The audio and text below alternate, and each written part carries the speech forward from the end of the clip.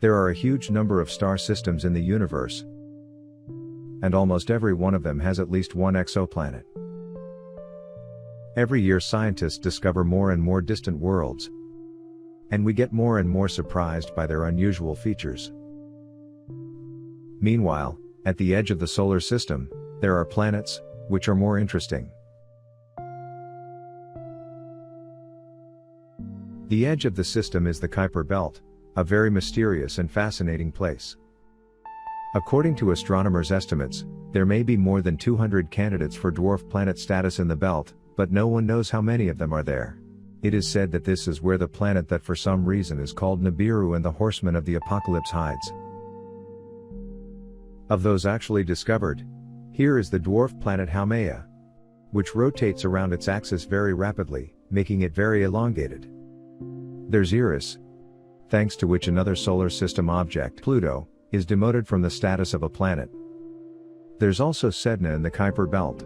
This is another dwarf planet with a year that lasts more than 10,000 Earth years. That's the one we're going to talk about today, Makemake. Let's see what amazing features it can boast. The first people to discover this planet were astronomers Michael E. Brown, David Rabinowitz, and Chad Trujillo. It was in the spring of 2005, during Easter, so they called it Easter Bunny. In the catalog of minor planets, the object was listed under the number 136,472. As many as 3 years it bore that name until in 2008. The planetoid was named after the creator of humanity and the god of fertility in the mythology of the natives of Easter Island, Makemake. It is still difficult to determine its exact size, but according to the calculations of the Spitzer Space Telescope, the diameter of the planet is 860,1000 miles, or 3/4 of the diameter of Pluto. That's large enough to place Makemake third among dwarf planets. The maximum distance to the Sun is almost 53 astronomical units, or 53 distances from Earth to our star, in case anyone has forgotten. Because of this enormous distance from the Sun, the surface of Makemake is terribly cold down to -407 degrees Fahrenheit. The dwarf planet's orbit is tilted to the ecliptic plane and moderately elongated, and Makemake's shape is a slightly flattened ball. Makemake takes 306 Earth years to make one trip around the Sun, and a day passes here in 7.5 hours. The mass of Makemake is estimated at 0.05% of the Earth's mass. The chemical composition is still being established, but something is already known. For example, on the surface of the planetoid, there is methane and ethane in the frozen state in the form of grains. There is very little nitrogen on Makemake, with a small amount contained in the methane ice. It is believed that the reserves of nitrogen have been depleted over the lifetime of the planet. Astronomers also believe there are thlins on the planet's surface, which make Makemake appear slightly reddish. Thlins are organic substances that are a mixture of different organic copolymers. These are substances whose chains of molecules consist of 2 or more structural units. Thlins are formed when ultraviolet light from the Sun interacts with ethane and methane. The most interesting thing on Makemake happens to the atmosphere. As the planetoid orbits the Sun, the grainy methane and ethane heat up and, under the influence of heat, change to their normal gaseous state. These gases then rise upward and surround the planetoid with an atmospheric layer. The methane-ethane atmosphere exists as long as Makemake is in such a favorable heat zone. When it begins to move away from the Sun, moving into the colder cosmic terrain, the methane and ethane freeze and crumble to the surface in snowflakes, taking the form of grains there.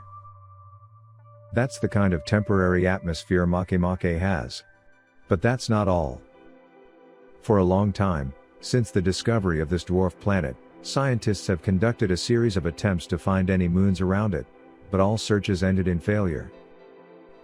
But in 2016, the search yielded long-awaited results. The discovered object was codenamed S/2015 or MK2. The task of finding the moon turned out to be really difficult. For the most part, the special brightness characteristics of Makemake played a role there. because most of Makemake is covered with a dense layer of methane ice. Its reflectivity is 1,300 times greater than that of Mk2. The brightness of the satellite is only 0.08% of the brightness of the planet itself. All this makes the tiny moon very difficult to detect. Scientists were able to break through the brightness of the planet and find the Makemake's moon only by using the powerful optics of the Hubble Space Telescope. The diameter of the tiny satellite is only 100 miles, which is about 9 times smaller than the diameter of the dwarf planet itself. Mk2 was seen approximately 13,000 miles from the dwarf planet.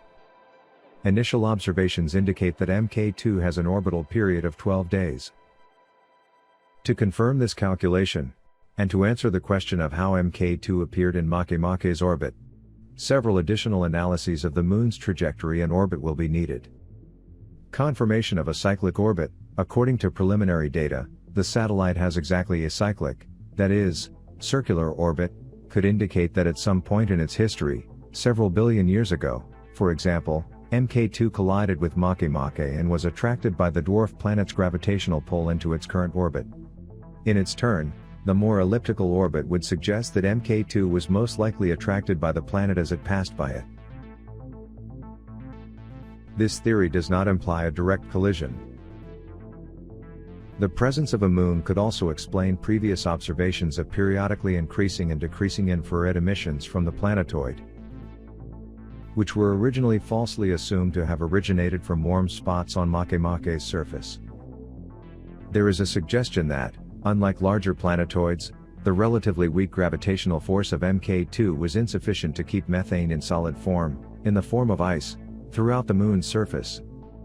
As a result, and under the influence of the Sun's rays, some of the ice on Mk2 has melted. Thanks to the discovery of the Mk2 moon, it will be possible to calculate and determine the characteristics of Makemake, including the density and composition of this object, more accurately and in more detail. So, in the foreseeable future, we are waiting for fresh news from the dwarf planet with a beautiful and slightly funny name, Makemake.